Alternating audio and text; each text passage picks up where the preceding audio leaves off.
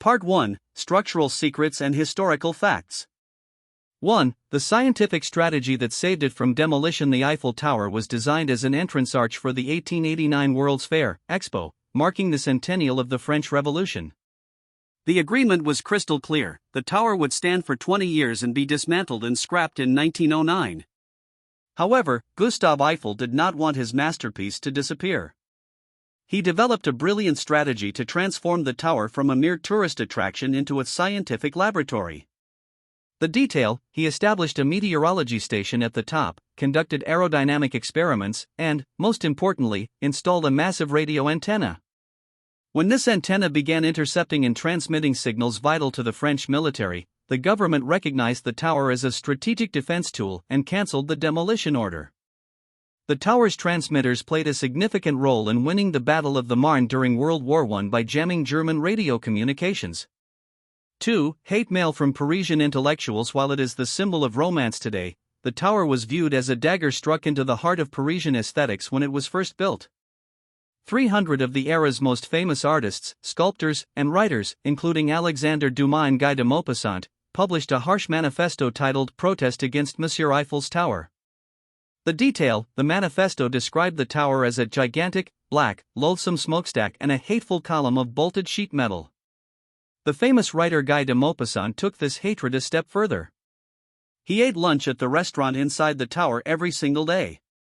When asked, "Why are you here if you hate it so much?" he gave his legendary reply, "It is the only place in Paris where I can eat without having to see this damn tower."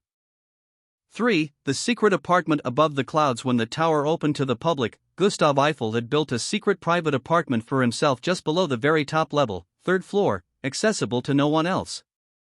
Wealthy Parisians offered Eiffel small fortunes to rent this apartment for a single night, but he refused them all.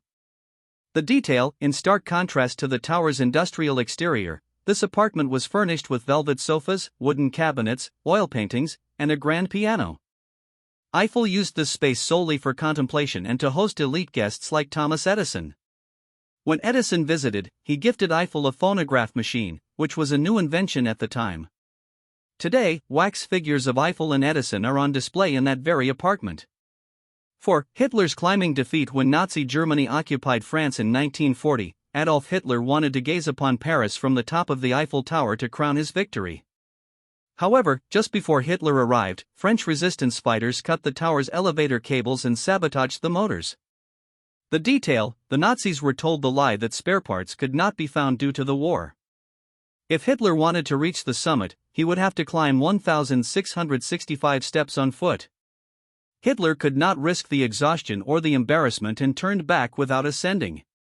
His soldiers managed to hang a giant swastika flag at the top, but it was so large that it blew away in the wind a few hours later.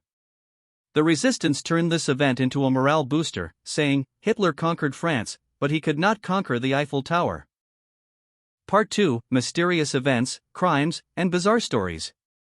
The greatest sale in history. The man who sold the Eiffel Tower in 1925, a charismatic con man named Victor Lustig, read an article about how the tower's maintenance costs were becoming a burden to the state, and he hatched a diabolical plan.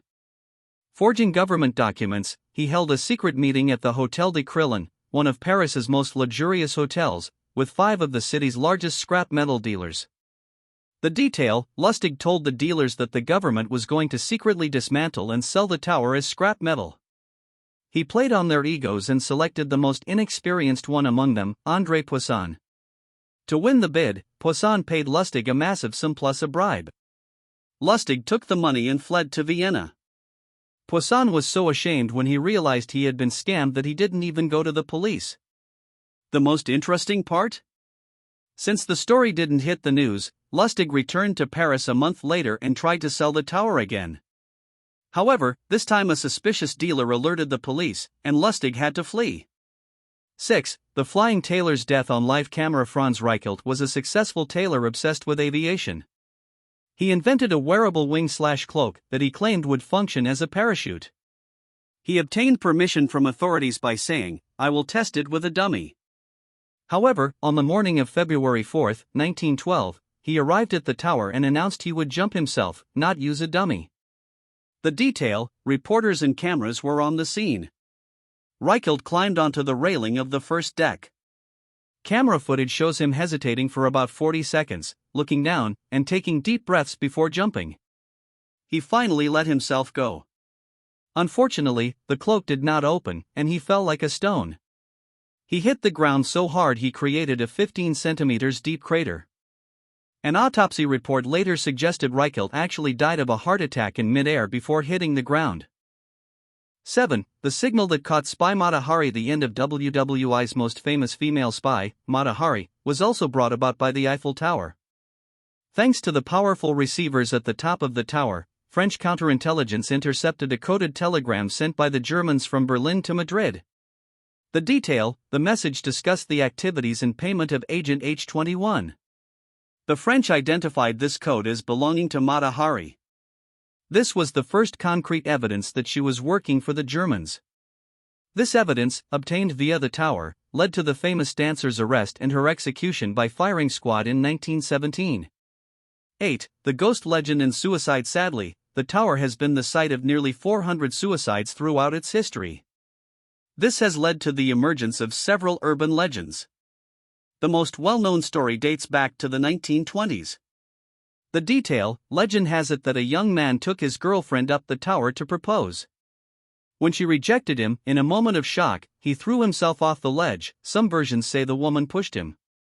Tower staff and night watchmen have reported hearing a strange howling sound when walking past the iron girders on windy nights, believing it to be not the wind, but the scream or laughter of the rejected lover. Bonus 2. The world's largest billboard, Citron. It is impossible to imagine the Eiffel Tower turning into a commercial billboard today, but between 1925 and 1934, the tower was literally the world's largest billboard. Automobile giant André Citroën rented the tower to turn it into a massive neon sign. Using exactly 250,000 colored light bulbs, Citroën was written in giant letters from top to bottom on 3 sides of the tower. This sign was so bright that it could be read from 30 kilometers, approximately 18 miles, away. In fact, Charles Lindbergh, the first pilot to fly solo across the Atlantic Ocean, stated that when approaching Paris in 1927, he used these massive lights as a beacon/lighthouse to find his way in the dark. Citroën spent so much on electricity for this advertisement that the company had to turn off the lights after 9 years when it came to the brink of bankruptcy.